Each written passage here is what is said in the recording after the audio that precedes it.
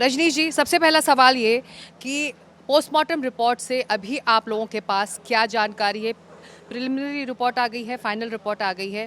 ट्विशा शर्मा की मौत कैसे हुई? उस बेल्ट से हुई है?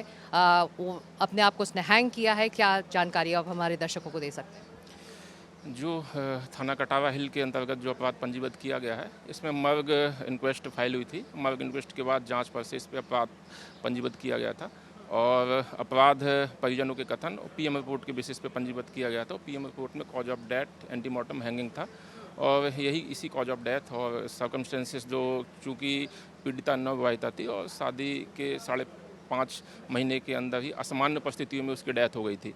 तो इन्हीं सभी सर्कमस्टेंसेस को देखते हुए तथा दहेज की मांग को देखते हुए केस पंजीबद्ध किया गया था। मिस्टर कश्यप, सवाल ये उठ रहा है कि वो बेल्ट क्यों पोस्टमार्टम के दौरान या उस वक्त नहीं दिया गया जब पूरी जांच चल रही थी। आपके जो इन्वेस्टिगेटिंग ऑफिसर है उन्होंने पोस्टमार्टम होने के बाद उस बेल्ट को सौंपा है, तो ये लैप्स है, बहुत बड़ा लैप्स है पुलिस का।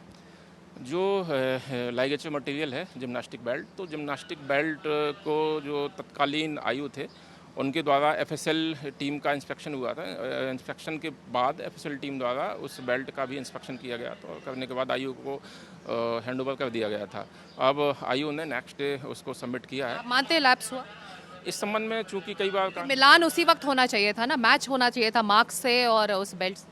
उसमें उसकी रिपोर्ट भी आ गई लाइगेचर की और वो कई बार कानून व्यवस्था की स्थिति भी पैदा हो जाती है और कई बार तो इस संबंध में जो तत्कालीन आयोग है तो उनको उनके संबंध में उनका वो भूमिका भी देखी जा रही कि क्या था कारण कि वो उस समय तत्समय नहीं दे पाए और बाकी बाद में उनके द्वारा दिया गया। तो सबसे इम्पॉर्टेंट चीज़ होती है, किसी की आत्महत्या भी अगर रिपोर्ट की जा रही है तो उसने आत्महत्या कैसे की, वो मटेरियल क्यों नहीं बरामद हुआ, अगर बरामद हुआ तो सौंपा क्यों नहीं गया? क्योंकि मिलान होना है, मैच होना है जो शरीर पर निशान है उसके, तो ये तो बहुत बड़ा लैप्स है। आप मान रहे हैं, हाँ आप कह रहे हैं कि जांच हो रही है, प्रोब हो रही है, लेकिन लैप्स भी तो है।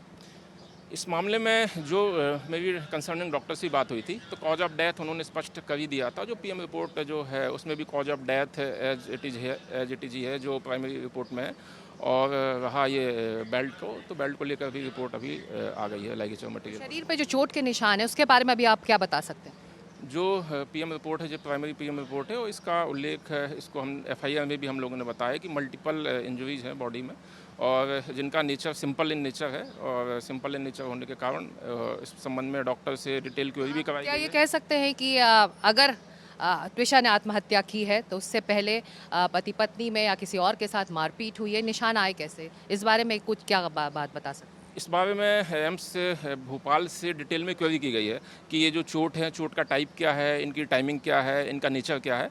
तो इस संबंध में जो प्राइमरी रिपोर्ट है उसमें नेचर इनका सिंपल बताया गया है और नो डाउट क्योंकि हम लोगों ने इसमें 490 जो पहला है जो अभी VNS में 80 हो गया है, जो शारीरिक मानसिक प्रताड़ना से रिलेटेड है, तो ये धाराएं भी लगाई हुई हैं एफआईआर में। इन्हीं सभी परिस्थितियों को देखते हुए, प्रताड़ना को देखते हुए धाराएं भी लगाई गई हैं एफआईआर के अंदर।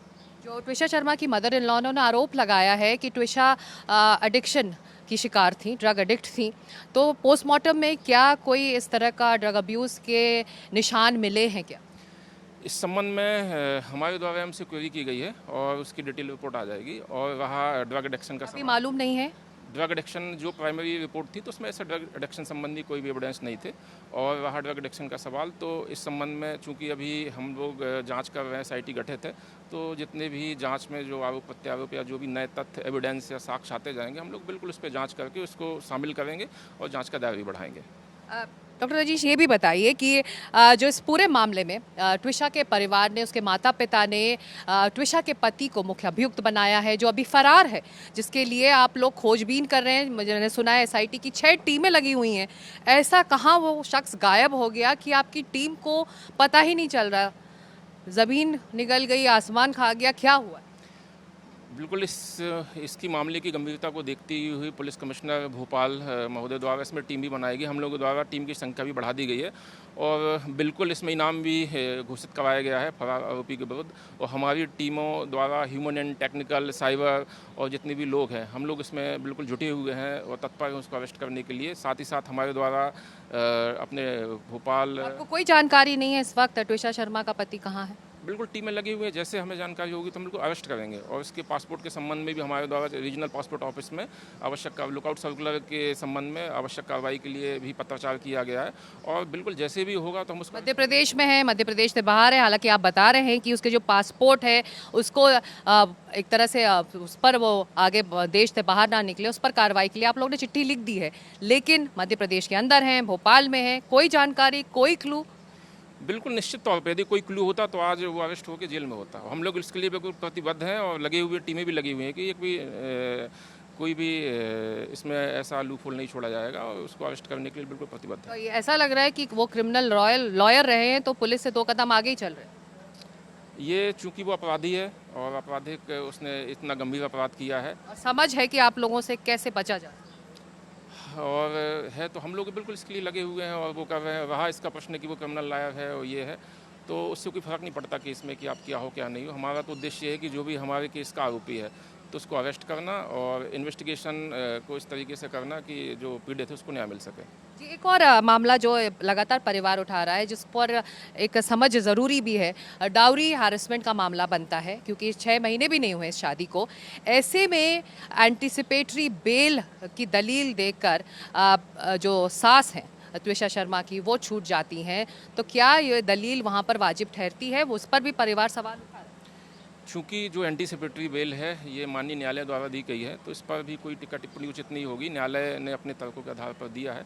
इसके लिए जो अपर कोर्ट है तो उस पर बिल्कुल अपील करके उसको हम लोग प्रयास करेंगे। तो न्यायालय का ये विषय है, तो इस पर कोई भी ऐसी चर्चा नहीं की जाएगी।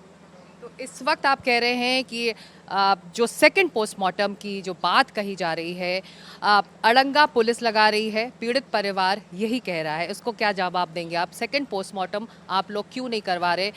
ये भी हम सब जानते हैं कि बॉडी ज़्यादा दिन तक रखी गई तो डिकम्पोज हो जाए। बॉडी के लिए हम लोगों के द्वारा ही प्रयास किया गया है और इस संबंध में एम्स प्रबंधन और हेड ऑफ डिपार्टमेंट फॉरेंसिक टॉक्सोलॉजी से भी संपर्क किया गया है। इस कारण बॉडी को अभी जितनी भी बेस्ट फैसिलिटी है एम्स के अंदर, तो उसके तहत उसको प्रिजर्व करने का प्रयास किया जा रहा है। और सेकेंड पोस्टमार्टम की एक विधिक प्रोसीजर होती है, चूँकि वो मध्य प्रदेश के बाहर अदर स्टेट में पोस्टमार्टम कराना चाहते हैं, तो इसके लिए जो सक्षम न्यायालय है उसकी अनुमति के बाद ही ये निर्णय हो पाएगा। उसके लिए भी हम लोगों ने हमारे जो विधिक सलाहकार हैं जिला ये पुलिस के डोमेन में नहीं आता है कि आप दूसरा पोस्टमार्टम उनको एक तरह से आश्वस्त करने के लिए करा पाएँ? पुलिस द्वारा एम्स भोपाल में और जो भी लीगल प्रोसीजर है उसके तहत 4 डॉक्टरों की टीम द्वारा और विधिवत वीडियोग्राफी कराते हुए पोस्टमार्टम और परिजनों की उपस्थिति में और जो यहाँ पे तहसीलदार थे उनकी उपस्थिति में पोस्टमार्टम कराया जा चुका है। उसकी रिपोर्ट भी आ गई है और जो हमारी जो FIR है उसको सपोर्ट भी कर रही है। और रहा सेकंड PM का, तो सेकंड PM के संबंध में जो निर्णय है वो सक्षम न्यायालय ही लेगा और हम लोग इस संबंध में हमारे जो विधिक अभिमत उससे राय भी ले रहे हैं और न्यायालय के संबंध में इस बात को रखेंगे। हमसे बात करने के लिए बहुत बहुत शुक्रिया डॉक्टर रजनीश कश्यप, जो बात कर रहे थे